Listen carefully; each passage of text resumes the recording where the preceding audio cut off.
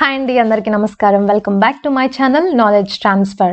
So ఈరోజు ఈ వీడియోలో మనము గ్రూప్ బై ఫంక్షన్ని ఎలా వాడతాము SQLలో అండ్ గ్రూప్ బై వాడాక అందులో అగ్రిగేట్ ఫంక్షన్స్ని ఎలా పర్ఫామ్ చేస్తాము అనేది చూడబోతున్నాము. సో లాస్ట్ వీడియోలో మనం సింపుల్గా అగ్రిగేట్ ఫంక్షన్స్ని ఒక టేబుల్లో ఎలా పర్ఫామ్ చేయాలి అండ్ అగ్రిగేట్ వాల్యూస్ అయినటువంటి సమ్ కానీ count, average, maximum value and minimum వాల్యూని ఎలా మనము అవుట్కమ్లో రప్పించాలి అనేది చూసాం కదా. సో ఈ వీడియోలో అగ్రిగేట్ ఫంక్షన్స్తో పాటు మనము గ్రూప్ బైని ఎలా వాడతాము అనేది చూడబోతున్నాం అనమాట. So let's start today's concept group by. So first అసలు గ్రూప్ బై అంటే ఏంటి? గ్రూప్ బై అనే స్టేట్మెంట్ని ఎందుకు వాడతాము అంటే it is used to group the rows. మనం ఏవైతే రోస్ ఉన్నాయో, ఏవైతే రికార్డ్స్ ఉన్నాయో ఒక టేబుల్లో, ఆ రికార్డ్స్ని ఏ రికార్డ్లో అయితే సేమ్ వాల్యూ ఉంటుందో ఆ రికార్డ్స్ అన్నిటినీ ఒక గ్రూప్గా చేస్తామన్నమాట. సో సేమ్ వాల్యూ అనేది దేన్ని బేస్ చేసుకొని, మనకి చాలా కాలమ్స్ ఉంటాయి కదా, ఆ కాలంలో ఒక పర్టికులర్ కాలమ్ని తీసుకుంటాం. ఆ కాలం వాల్యూ ఏ రికార్డ్స్కి అయితే సేమ్గా ఉంటుందో అవంతా ఒక గ్రూప్ అనమాట. మీకు ఇది క్లియర్గా అర్థం అవ్వాలంటే మనము నెక్స్ట్ క్వశ్చన్కి ఆన్సర్ చేసేటప్పుడు అది ఎలా గ్రూప్ చేస్తున్నాం అనేది మీకు అర్థమవుతుంది. సో ఇక్కడ శాంపిల్ క్వశ్చన్ ఏంటి? Write a SQL query to find the highest, lowest, average or total salary or count of number of the employees. Highest అంటే మనము మ్యాక్స్ వాడతాం, లోయెస్ట్ అంటే మిన్ అగ్రిగేట్ ఫంక్షన్ వాడతాం, యావరేజ్ అంటే ఏవిజీ ఫంక్షన్ వాడతాం, total salary కావాలంటే sum వాడతాం, count of number of employees అంటే కౌంట్ యూస్ చేస్తాం. సో ఇక్కడ అగ్రిగేట్ ఫంక్షన్స్ని పర్ఫామ్ చేస్తున్నాం. సో మీరు ప్రీవియస్ వీడియోలో క్వశ్చన్ ఏంటి? Write a SQL query to find the highest, lowest, what ever of the employees. That's it. ఇక్కడికి ఎండ్ అయిపోయింది మన క్వశ్చన్. బట్ ఇక్కడ ఎక్స్ట్రా ఏంటి? మనము ఈ అగ్రిగేట్ ఫంక్షన్, ఈ వాల్యూస్ అన్ని దేనికి కనుక్కోవాలి? For each occupation. For each ఆక్యుపేషన్కి మనకి కావాలి. సో మామూలుగా మనం ఆ టేబుల్ మీకు గుర్తున్నట్లయితే occupation is nothing but job name, వాళ్ళు ఏమేమి జాబ్ చేస్తున్నారని. మనకి అనలిస్టులు ఉన్నారు, సేల్స్ పర్సన్స్ ఉన్నారు. సో అనలిస్ట్ అనేది ఒక ఆక్యుపేషన్, సేల్స్ పర్సన్ అనేది ఒక ఆక్యుపేషన్. అండర్ మనకి జాబ్ నేమ్ కింద ఈ ఆక్యుపేషన్స్ అన్నీ ఉంటాయి. సో నేను ఇప్పుడు రికార్డ్స్ని ఎలా గ్రూప్ చేయాలి? అనలిస్ట్ అని రోల్ ఉన్న వాళ్ళందరూ కూడా ఒక గ్రూప్, సేల్స్ పర్సన్ అని ఉన్న వాళ్ళంతా రికార్డ్స్ అన్నీ ఒక గ్రూప్. ఆ రికార్డ్స్ అన్ని గ్రూప్ అయ్యాక దాంట్లో మనము అగ్రిగేట్ ఫంక్షన్ని సమ్ కానీ, max, min, average, whatever దాని మీద మనము పర్ఫామ్ చేయాలన్నమాట. అది డిఫరెన్స్. అండ్ నేనేం రిటర్న్ చేయాలి ఇక్కడ? Occupation and aggregate function perform చేసిన వాల్యూ ఫైనల్గా highest value, highest salary, lowest salary, average salary, total salary and number of employees ఏదైతే ఉందో ఆ అగ్రిగేట్ ఫంక్షన్ అనమాట. సో ఇది కదా ఇప్పుడు మనం ఏం చేయాలి? ఫస్ట్ ఒక టేబుల్ ఉంది, ఆ టేబుల్లో నాకు ఇంట్రెస్టెడ్ కాలమ్స్ ఏంటి? నాకు ఇక్కడ occupation which is nothing but job name and వాళ్ళ యొక్క శాలరీ. ఈ రెండింటి నుంచి మనకి అవుట్కమ్ని రప్పిస్తున్నాం అనమాట. సో మన ఇంట్రెస్టెడ్ ఫీల్డ్స్ ఫస్ట్ మనం సెలెక్ట్ చేసుకోవాలి. ఇప్పుడు ఆక్యుపేషన్, శాలరీ అనేది నా ఇంట్రెస్టెడ్ ఫీల్డ్స్. ఓకే, డన్, అయిపోయింది. ఆ టూని రిట్రైవ్ చేశాక నౌ ఆక్యుపేషన్ బట్టి మనము వాటిని గ్రూప్ బై చేయాలి. సో ఈచ్ ఆక్యుపేషన్, అనలిస్ట్ వాళ్ళంతా ఒక గ్రూప్, సేల్స్ పర్సన్ అంతా ఇంకో గ్రూప్, అలా ఏ ఆక్యుపేషన్ అయితే ఉంటుందో అవన్నీ ఒక గ్రూప్. నౌ గ్రూప్ చేశాక నౌ అనలిస్ట్కి అంతా శాలరీ ఉంటుందా? 2 or 3 రికార్డ్స్ ఉంటాయి అనుకోండి, వాళ్ళకి డిఫరెంట్ శాలరీస్ ఉంటాయి కదా. ఆ మూడింటిని బేస్ చేసుకొని, ఆ వాల్యూస్ని బేస్ చేసుకొని మనము ఇక్కడ అగ్రిగేట్ ఫంక్షన్ పర్ఫామ్ చేస్తాం. సమ్ అయితే సమ్ చేస్తాం, మ్యాక్సిమం వాల్యూ ఫైండ్ అవుట్ చేయాలంటే ఆ మూడిట్లో మ్యాక్సిమం వాల్యూ ఫైండ్ అవుట్ చేస్తాం. సో దట్స్ హౌ ఈ group by along with aggregate function అనేది వర్కౌట్ అవుతుంది. ఇప్పుడు దీనికి మనము ఎలా వర్క్ అవుతుందో 1 by 1 చూద్దాము. దెన్ దాన్ని బట్టి మనము క్వెరీ రాద్దాము. ఓకేనా? So let's continue. ఓకే, ఇది నాకు ఎంప్లాయీ టేబుల్. ఇక్కడ నాకేంటి? ఎంప్లాయీ ఐడి ఉంది, ఎంప్లాయీ నేమ్ ఉంది, job name which is nothing but వాళ్ళ ఆక్యుపేషన్, అనలిస్టా, క్లర్కా, మేనేజరా, వాట్ ఎవర్. అండ్ దెన్ వాళ్ళ మేనేజర్ ఐడి, వాళ్ళ హైయర్ డేట్, వాళ్ళ salary, commission, department ID. But నాకు ఇక్కడ ఏం కావాలి ఫైనల్గా? ఈచ్ ఆక్యుపేషన్కి, అనలిస్ట్ ఆక్యుపేషన్కి, క్లర్క్ ఆక్యుపేషన్కి, మేనేజర్ ఆక్యుపేషన్కి వాటి యొక్క శాలరీ, మ్యాక్సిమం శాలరీ కానీ, మినిమం శాలరీ కానీ, సమ్ కానీ అలా అగ్రిగేట్ ఫంక్షన్ పర్ఫామ్ చేసేలాగా నాకు కావాలి. సో ఈ ఎంటైర్ టేబుల్లో వాళ్ళు ఇచ్చిన క్వశ్చన్ బట్టి మన ఇంట్రెస్టెడ్ ఫీల్డ్స్ ఏంటి మనకు కావాల్సినవి? Job name and salary. So the first thing I need to retrieve these 2 separately out of the table. దీనికోసం మనం క్వెరీ ఎలా రాయాలి? Select job name salary from table name employee. Simple.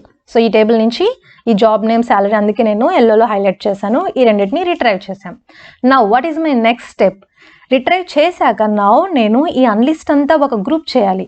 Clerk అంతా ఒక group చేయాలి, మేనేజర్ అంతా ఒక group చేయాలి.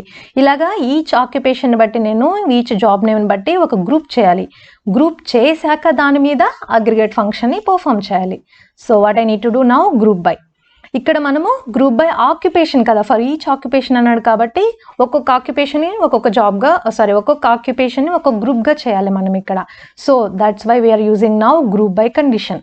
So group by job name ఏమవుతుంది, గ్రూప్ బై జాబ్ నేమ్ అంటే అనలిస్ట్ అనేది ఒక జాబ్ నేమ్ కాబట్టి ఇదంతా ఒక గ్రూప్ అవుతుంది, క్లర్క్ అంతా ఒక గ్రూప్ అవుతుంది, మేనేజర్ అంతా ఒక గ్రూప్ అవుతుంది. ఓకే, బట్ ఇక్కడ నేను సాలరీని ఎందుకు రెడ్ కలర్లో హైలైట్ చేశాను అంటే whenever we are using group by, ఇక్కడ జాబ్ నేమ్ ఉంది కదా, గ్రూప్ బై నేమ్ పక్కన ఏ కాలం నేమ్స్ అయితే వస్తాయో అవి పక్క మనకి సెలెక్ట్ స్టేట్మెంట్లో ఉండాలి.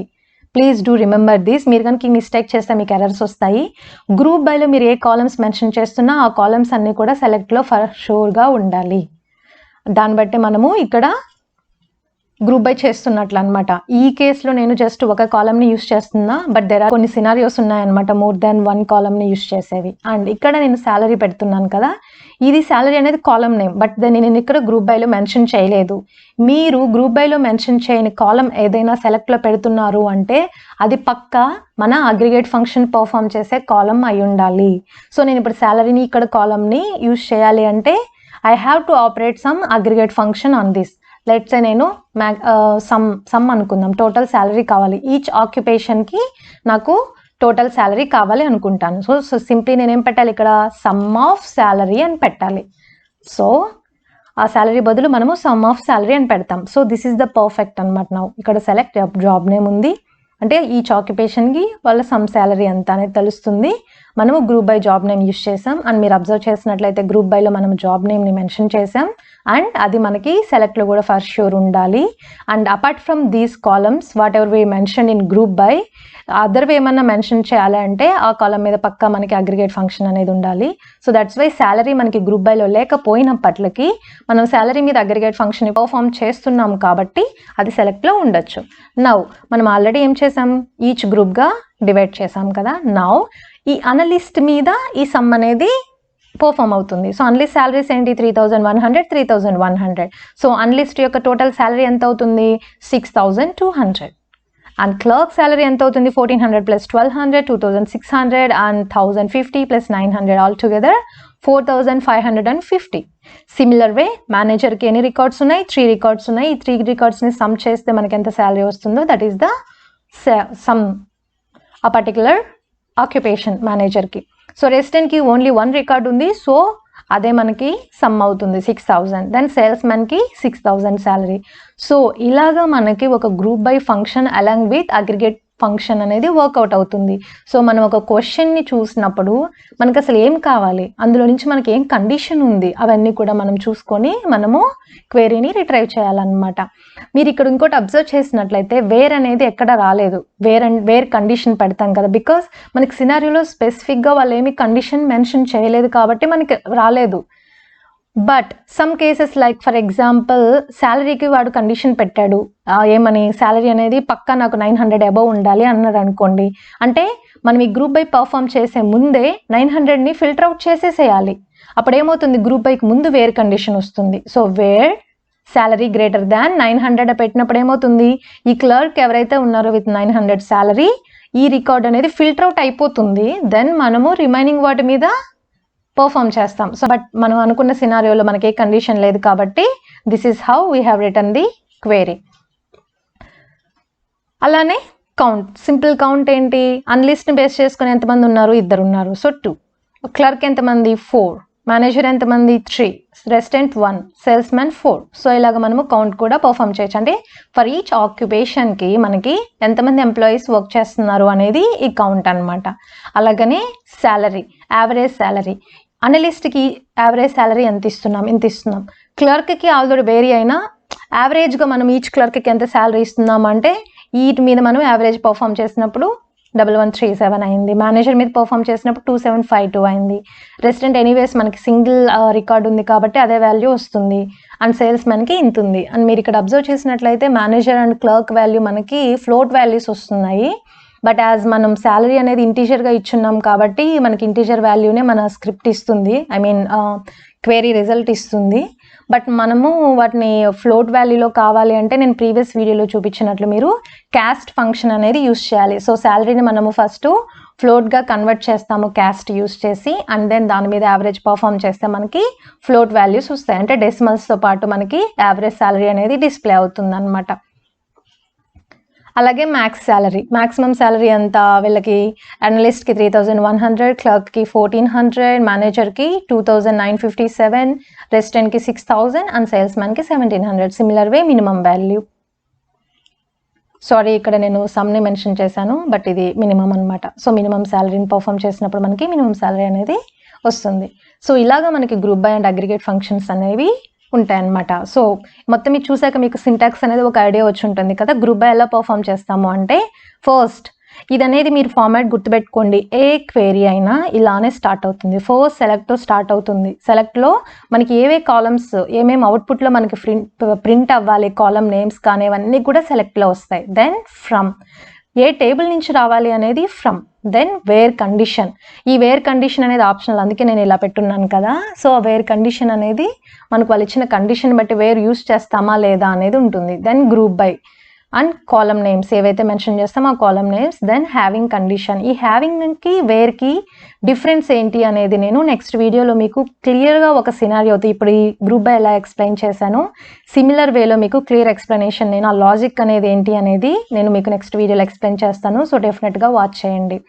సో ఇదనమాట ఇలా రాస్తాము. బట్ మన కేసులో ఏంటి, వేర్ అనేది ఆప్షనల్, బికాజ్ మనం ఏమి కండిషన్ పెట్టలేదు. అలానే హ్యావింగ్ కూడా ఆప్షనల్. మనం సింప్లీ గ్రూప్ చేసి ఫర్ ఈచ్ ఆక్యుపేషన్కి అగ్రిగేట్ ఫంక్షన్స్ని పర్ఫామ్ చేసాం. సో మనం ఏం చేసాం, select job name some of salary from employee table group by job name అనమాట. సో ఇక్కడ మీరు అబ్జర్వ్ చేసినట్లయితే గ్రూప్ బైలో మనం ఏ కాలమ్ని మెన్షన్ చేసామో ఆ కాలమ్నే సెలెక్ట్లో మెన్షన్ చేసాం apart from the aggregate function.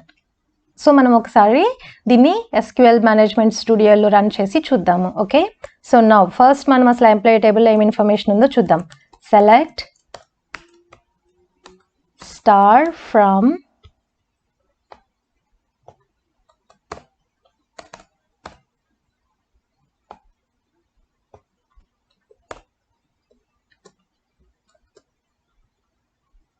Execute.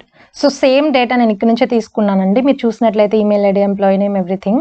So simply మనం ఫస్ట్ ఏం చేయాలి, సెలెక్ట్, ఇక్కడ మనకి జాబ్ నేమ్తో మనము గ్రూప్ బై చేస్తున్నాం కాబట్టి జాబ్ నేమ్, అండ్ దెన్ మనకు కావాల్సిన అగ్రిగేట్ ఫంక్షన్ ఏంటి, some of salary from table, ఈ టేబుల్ నేమే కదా. So from, now where condition లేదు బికాస్ మనకి ఆ సినారియోలో ఏమి కండిషన్ పెట్టాలని లేదు.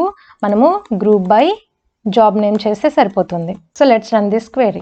సో చూసారు కదా మనకేం ప్రింట్ అయింది, ఈచ్ జాబ్కి అవుట్కమ్ సమ్ అనేది ప్రింట్ అయింది అనమాట. Analyst, clerk, manager. ఇక్కడ నో కాలమ్ నేమ్ అని ఉంది కదా, దీన్ని కావాలంటే మనము చేంజ్ చేసుకోవచ్చు. ఎలాగా అంటే యాజ్ మేబీ మనం ఏం చెప్దాం, టోటల్ శాలరీ అని పెడదాం, టోటల్ శాలరీ అనుకుందాం. సో మీరు ఇలా ఇచ్చినప్పుడు ఏమవుతుంది అంటే కాలమ్ నేమ్ చేంజ్ అవుతుంది. అక్కడ యాజ్ని మనము అలియాస్ అంటాం అనమాట. So some of salary outcome ఏదైతే వస్తుందో దానికి మనము కాలమ్ నేమ్ టోటల్ శాలరీ అని ఇచ్చాం కదా, దాన్ని మనము అలియాస్ అంటాము. ఓకే, ఇలాగ మనకి ఈచ్ ఆక్యుపేషన్కి శాలరీ ప్రింట్ అయ్యింది. అలాగనే ఈచ్ ఆక్యుపేషన్కి మనము కౌంట్ చూద్దాం. ఐ మీన్ మొత్తం కౌంట్ ఆఫ్ శాలరీ చూస్తే ఎంతమంది ఎంప్లాయీస్కి శాలరీ ఇస్తున్నాం అనేది తెలుస్తుంది కదా. సో దీన్ని మనము నెంబర్ ఆఫ్ ఎంప్లాయీస్ అని తీసుకుందాం. సో కౌంట్ ఏమవుతుంది, ఈచ్ ఆక్యుపేషన్కి అనలిస్ట్కి 2 ఎంప్లాయీస్ ఉన్నారు, క్లర్క్కి 4 ఎంప్లాయీస్, మేనేజర్కి 3 అండ్ సో ఆన్. సో ఇలాగ మనము నెంబర్ ఆఫ్ ఎంప్లాయీస్ కూడా చూడొచ్చు. దెన్ సో ఇప్పుడు కౌంట్ బదులు మనం ఏం యూస్ చేయాలి, యావరేజ్ ఆఫ్ శాలరీ చూద్దాం. దీనికి మనము అలియాస్ నేమ్ చేంజ్ చేసేద్దాం. ఏమని ఇద్దాం, యావరేజ్ శాలరీ అని ఇచ్చి దీన్ని ఎగ్జిక్యూట్ చేస్తే మనకు ఈచ్ ఆక్యుపేషన్కి యావరేజ్ శాలరీ అనేది ప్రింట్ అవుట్ అవుతుంది. సో మీరు ఇక్కడ చూసారు కదా మనకి అన్నీ కూడా ఇంటీజర్ వాల్యూస్లోనే ప్రింట్ అయ్యాయి. ఇన్ కేస్ మనము దీన్ని కనుక చేంజ్ చేయాలి, క్యాస్ట్ యూస్ చేస్తే మనకి ఫ్లోట్లోకి చేంజ్ అవుతుంది. So caste salary as, first మనం శాలరీని ఫ్లోట్గా చేంజ్ చేయాలి. దెన్ దాని మీద యావరేజ్ పర్ఫామ్ చేసాము, దెన్ ఆ యావరేజ్ వాల్యూని మనం యావరేజ్ సాలరీగా ఇచ్చాం. సో ఇప్పుడు మనకి ఏంటి ఫ్లోట్ వాల్యూస్ లాగా ప్రింట్ అవుతాయి అనమాట, ఎక్కడన్నా డెసిమల్ వాల్యూస్ వచ్చిండే పని అయితే. సో చూసారా యావరేజ్ సాలరీ మనకి క్లర్క్ అండ్ మేనేజర్కి ఫ్లోట్ వాల్యూ ఉంది, సో ఇక్కడ ఫ్లోట్ వాల్యూ అనేది డిస్ప్లే అయింది. సో ఇది మనకి యావరేజ్ సాలరీ. అలానే మ్యాక్సిమం మినిమం చూద్దాం. సో సింప్లీ మనం ఏం చేయాలి, ఇక్కడ అగ్రిగేట్ ఫంక్షన్ని మార్చాలి, మ్యాక్స్ ఆఫ్ సాలరీ. అలానే అలియాస్ నేమ్ కూడా మనము చేంజ్ చేసుకుంటే మనకు అవుట్కమ్ అనేది నీట్గా కనిపిస్తుంది అనమాట. ఇది మ్యాక్స్ సాలరీ అని ఇద్దాం. సో ఇప్పుడు దీన్ని ఎగ్జిక్యూట్ చేద్దాం. ఏమైంది, ఈచ్ జాబ్ నేమ్కి వాళ్ళ యొక్క మ్యాక్సిమం సాలరీ ఎంత, అంటే ఫర్ ఈచ్ ఆక్యుపేషన్ మనకి మ్యాక్సిమం సాలరీ ఎంత ఇస్తున్నామో అనేది వచ్చింది. అలాగనే మినిమం సాలరీ చూడాలంటే సో మినిమం సాలరీని మనం మిన్ సాలరీ అని ఇద్దాం అలియాస్ నేమ్. సో అగైన్ దీన్ని ఎగ్జిక్యూట్ చేస్తే మనకి ఫర్ ఈచ్ ఆక్యుపేషన్కి మినిమం సాలరీ అనేది వస్తుందన్నమాట. సో ఇలాగ మనము గ్రూప్ బై ఫంక్షన్ని యూస్ చేస్తాము. సో నెక్స్ట్ వీడియోలో నేను మనం గ్రూప్ బై చేసే ముందు ఫిల్టర్ అవుట్ చేయాలంటే డేటాని వేర్ కండిషన్లో యూస్ చేస్తాము. ఆఫ్టర్ గ్రూప్ బై మనం ఏం కండిషన్ పెట్టాలంటే హ్యావింగ్ యూస్ చేస్తాము. బట్ నేను ఇది క్లియర్గా మీకు ఒక సినారియోతో ఈ వీడియోలో చూపించినట్లు గ్రూప్ బై ఎలా ఎక్స్ప్లెయిన్ చేశానో అదేవిధంగా చాలా క్లియర్గా ఎక్స్ప్లెయిన్ చేస్తాను. సో డెఫినెట్లీ నెక్స్ట్ వీడియో మీరు వాచ్ చేయండి. So this is today's video. మీకు కనుక ఈ వీడియో హెల్ప్ అయితే లైక్ చేయండి, షేర్ చేయండి అండ్ సబ్స్క్రైబ్ చేయండి. Thank you so much. See you in the next video. Bye.